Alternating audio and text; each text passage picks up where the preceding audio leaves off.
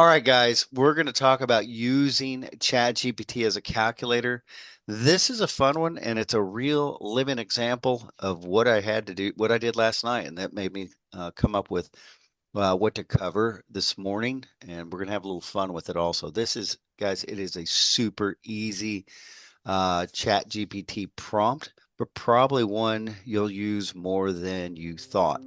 Um, the goal is to use ChatGPT as a calculator to calculate numbers without any input. And I'm going to say any knowledge of formal calculations. All you need to do is talk it out.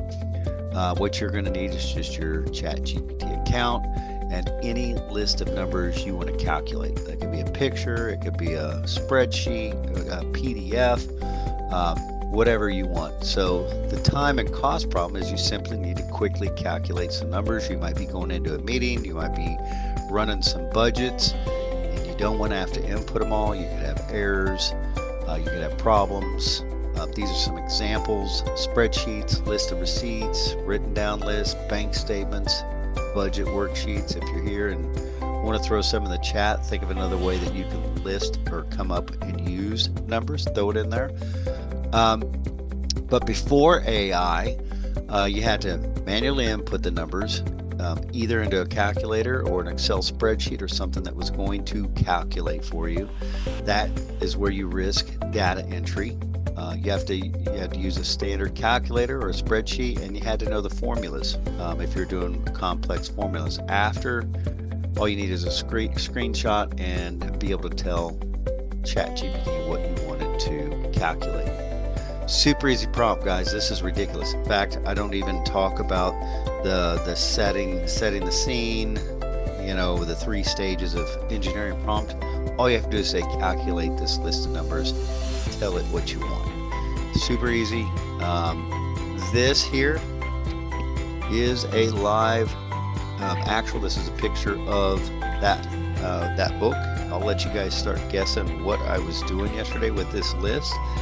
But I was like got out my calculator and I said, you know what, I'm just going to shoot this picture to chat and I'm going to have it added up. And so that's what I did. I'm about to go over to ChatGPT. I uploaded that list and all I said is calculate this list of numbers. Now, as you guys always know, I love to challenge it and make it do super different things than just normal. So I said, give me the total, the average, the median, the mode, and the most expensive and least expensive numbers on the list. Can you guess what this list is for? I just want to challenge it and see if it could interpret the names on the list and see what it was doing. So let's watch it live. This one, ChatGPT is super quick on this because it's doing calculations. So by now I would have entered maybe 1 or 2 of the numbers. Maybe 3.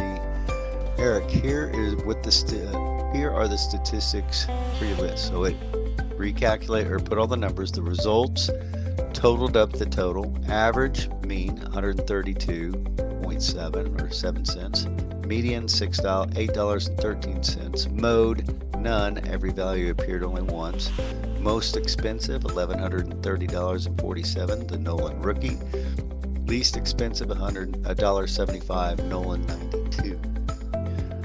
So it came back with its observation. The Nolan Rookie is huge outlier. It makes up about 85.6% of the value. Rookie card, everything else combined, 190. That's why the average 132 is much higher than the median at $8.13. The median is a much better indicator of what the typical card in this list is worth.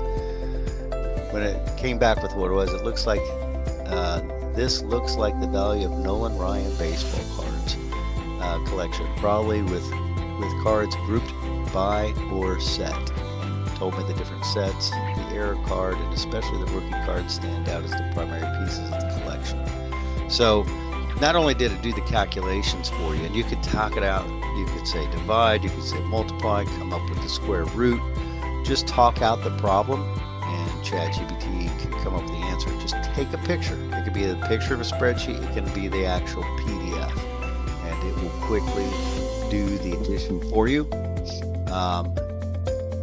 I'm always mind blown because it always comes back with inferences and thoughts about not just doing the calculation, but helps guide you to stacking the prompt for the next prompt or finding out additional information. What I always like to push is what you accomplished in less than 10 minutes. Instead of you inputting all that data, you get to interpret the data, use the data for what you were meaning to use it for. So always, as my book says, less work, more impact, and maximizing efficiency through AI while you're still staying in control. So enjoy that little prompt, guys. Hope it helps.